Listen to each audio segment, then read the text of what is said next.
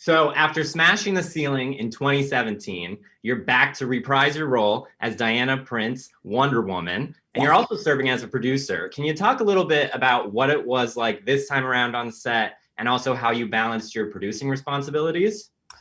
Yes. So, in the first one, I got to say that I was overwhelmed with the fact that I'm going to shoot a movie that is going to be entirely around I'm going to play the title of the movie, right? So I always felt like the little girl looking at the Kilimanjaro mountain and thinking, oh my God, how am I going to climb all the way up? But then, as much as, it took a lot of work and everything, but I realized that this is something possible and that I can do it. And especially having partners like Patty Jenkins and Chuck Roven and our amazing cast. On the second one, I felt like I had a totally different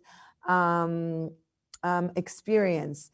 First of all, being a producer, you're involved from, A to Z, from casting new characters to building the new story, to footprint and of which location we're going to be shooting in. There's so much, there's like an entire new world you discover about movie making, which is super, super fascinating for me. And I gotta say that, in a way, the fact that both Patty and I are super close and super in this together and we talk about everything as it is, it was like that was the we were always on the same page, and the producerial part of it was super educating and fascinating, and especially when you work with people like Chuck Roven, who's like the mayor of all producers ever, the best producer I ever got to work with. You learn so much, and the process was delightful because this movie was so ambitious and so challenging that there's so many things that I now know that I would have ever learned unless I was a producer on this movie. So you also managed to find time to bring some amazing action scenes to Wonder Woman 1984. Can you tell us about what it was like working on these action scenes and how you prepped and worked to pull them off? They look super intense. Yes, they were. And actually, Patty made a point about making sure that we have minimum amount of CGI in our film, which meant that, we had to do much more, and our stunt teams had to do much more. And we had to build rigs that people are not using now just because they use CGI for all this stuff. So if it was the mall scene, we had an entire mall dressed like the 80s just for ourselves, and the entire ceiling was rigged with wires and like stuff all around it. And it was very, it took a lot of time to create and to establish all of that.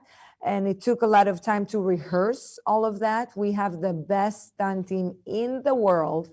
And they've just, they've done an amazing job making sure that everything looks as real as possible. So literally, when you watch the movie, you can now see the difference. You can see that it's all real, that the weight and the speed and the mimics and the expressions in the face are real faces. So it's great. I'm very, very proud of it. It was a lot of work, but it was worth it. Moving along, funny gal Kristen Wiig joins the cast, but in a more serious role in this movie. Right. Can you tell us what it was like working with Kristen and what she brings to the character of It Barbara? Was the best. Cheetah? I love Kristen. Is the best. Kristen is so funny and such a good friend and such a generous partner.